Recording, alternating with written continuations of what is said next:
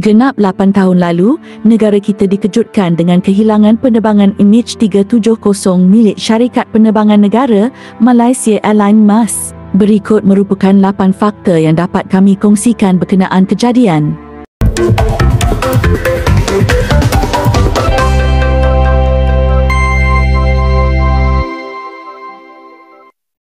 Pesawat ini hilang bersama 227 orang penumpang dan 12 anak kapal dengan jumlah keseluruhan 239 orang. MH370 hilang pada 8 Mac tahun 2014 ketika membuat penerbangan dari lapangan terbang antarabangsa Kuala Lumpur, KL ke Beijing. Penerbangan ini hanya mengambil masa 5 jam 34 minit dan sepatutnya mendarat pada jam 6.30 pagi waktu Beijing.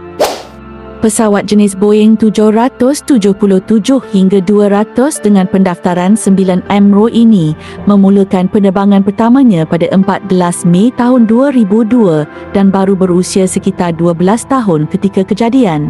Pesawat ini juga memiliki 53,471 jam penerbangan dengan 7,526 kitaran penerbangan berlepas dan mendarat. Pesawat tersebut merupakan antara pesawat komersial tercanggih yang dimiliki oleh MAS dengan penarafan Extended Twin Engine Operation (ETOPS) yang membolehkan pesawat ini terbang dengan hanya satu enjin selama 120 minit.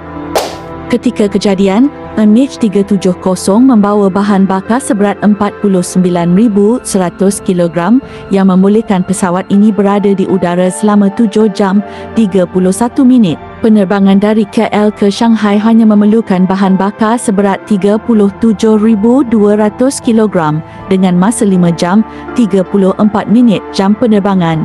Ini bererti pesawat ini mempunyai bahan bakar simpanan sebanyak 11,900 kg bagi tambahan 2 jam penerbangan. Pesawat ini hilang ketika terbang masuk ke Ho Chi Minh Field Flight Information Region pada ketinggian 35,000 kaki. Isyarat terakhir dari sistem komunikasi dan lokasi pesawat atau lebih dikenali sebagai Aircraft Communications Addressing and Reporting System (ACLRS) menunjukkan isyarat ping terakhir pada jam 1.06 pagi waktu Malaysia.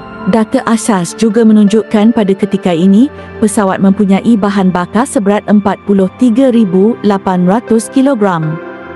Primary Surveillance Radar PSR milik Tentera Udara Diraja Malaysia TUDM telah mengesan pesawat ini membuat air tembak dan jam 1.22 pagi merentasi sempadan Malaysia Thailand dan menghala ke ruang udara Pulau Pinang. Setelah itu, MH370 terus terbang melintas Selat Melaka dan seterusnya ke Laut Andaman.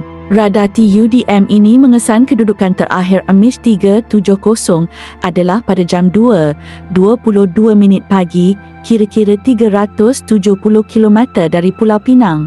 Walau bagaimanapun, MH370 tidak dipintas oleh jet pejuang milik TUDM kerana MH370 dikenal pasti sebagai pesawat komersial biasa yang tidak mendatangkan sebarang ancaman kepada keselamatan negara. Satelit Inmarsat milik UK telah mengesan data dari kedua-dua enjin Rolls-Royce model Trent 800 yang digunakan pada MH370. Sebanyak 8 isyarat pings telah dikesan dari enjin MH370 setelah ACLRS dimatikan.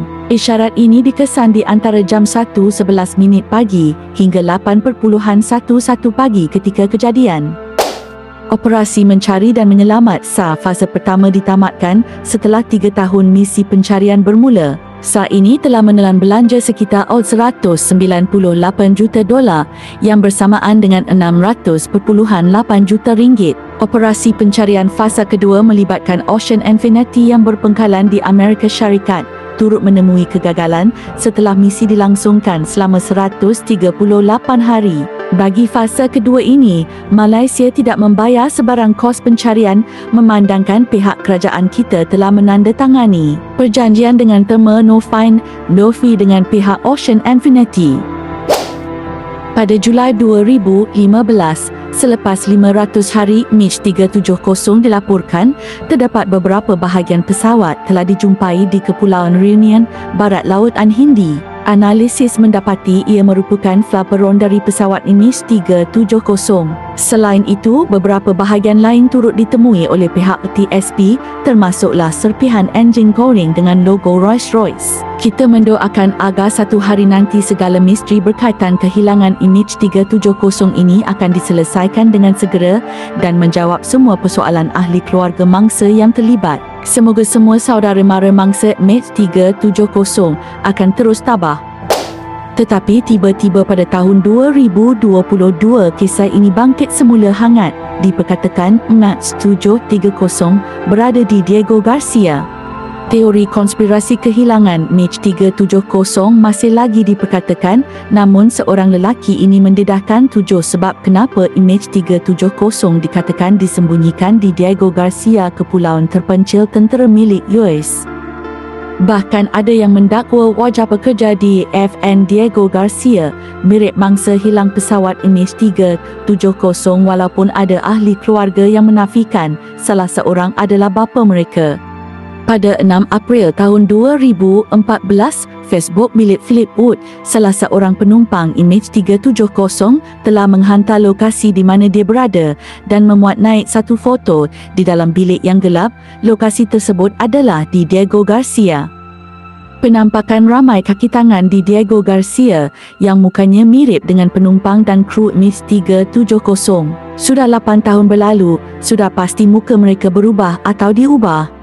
Ahli politik Amerika Syarikat Flaxton Gregory berkata, MH370 adalah 100% berada di Diego Garcia. Seorang lelaki tidak dikenali juga mengatakan Presiden Amerika Syarikat pada masa itu, Barack Obama, mengetahui di mana MH370 berada, iaitu di pulau tersebut, dan tujuan penculikan 229 penumpang kapal adalah untuk melakukan human experiment.